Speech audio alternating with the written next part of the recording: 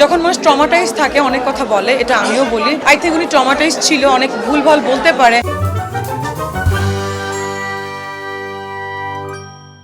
স্নিগ্ধা উনি যখন কথা বলেছেন, আমার মনে হয় ওনার সাথে অবশ্যই কিছু না কিছু ঘটেছে। যখন মানুষ ট্রমাটাইজ থাকে অনেক কথা বলে, এটা আমিও বলি। আই থিঙ্ক উনি ট্রমাটাইজ ছিল, অনেক ভুলভাল বলতে পারে, আমরাও ট্রমাটাইজ থাকলে বলি। তো এটাকে আসলে নেগেটিভ নেওয়ার কিছু নেই, মানুষ শুধু শুধু ট্রোল করে তো লাভ। মিডিয়া মনে যে খারাপ এরকম না, এই ধারণা থেকে বেরিয়ে আসতে হবে। স্নিগ্ধা উনি যখন কথা বলেছেন, আমার মনে হয় ওনার সাথে অবশ্যই কিছু না কিছু ঘটেছে, দ্যাটস ওয়াই এরকম প্রবলেম। পরিমণির সঙ্গে এরকম একটা ঘটনা ঘটেছিল, সো তখনও জাস্টিস সে পায়নি, জেলে ছিল 1 মাস। সো আমি চাই না কোনো নোংরা পলিটিক্স বাংলাদেশে আসুক, ক্ষমতা দেখিয়ে কাউকে ধরে নিয়ে যাক, এরকম আমি কখনো চাই না। সবসময় এটার এগেনস্টে থাকবো।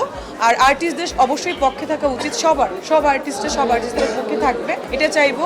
আর অবশ্যই জাস্টিস হোক। কাউকে যে ভুলভাবে ধরে নিয়ে যাওয়া, 1 মাস যে পরিমণিকে আটকে রাখার ছিল আমি শুনেছি, বাট আমি জানি না যে আসলে হোয়াট ওয়াজ অ্যাকচুয়ালি হ্যাপেন। তো এগুলোও যেন না হয় কখনো। ক্ষমতা চিরস্থায়ী না, আপনারা জানেন। সো আমি এই ক্ষমতা নিয়েও কথা বলবো না। দেশের সরকারও যেমন চেঞ্জ হতে পারে, আমারও পজিশন চেঞ্জ হতে পারে, আর মানুষের বয়স হবে, মানুষ মারা যাবে, নতুন মানুষ আসবে। তাই বোঝাতে চেয়েছে সে ইংলিশ মিডিয়ামে পড়তো, যেহেতু আমিও ইংলিশ মিডিয়ামে ছিলাম। সো বলতে কষ্ট হয়, হয়তো বা শিখে সেটা বলেছে। বাট একটা কথা হচ্ছে, তার জন্য জাস্টিস চাওয়া উচিত। যদি আসলে এরকম হয়ে থাকে, ইনভেস্টিগেশন করে জাস্টিস চাওয়া উচিত। সবারই রাইটস আছে পৃথিবীতে জাস্টিস পাওয়ার, সেটা বাংলাদেশ হোক আর যেটা হোক। আর যেহেতু আমরা নারী, মেয়ে মানুষ, আর আরেকটা ব্যাপার থেকে কি জানেন, মিডিয়াতে যারা কাজ করে, নর্মাল জনগণ ভাবে মিডিয়ার মানুষজন কোয়ালিটিলেস।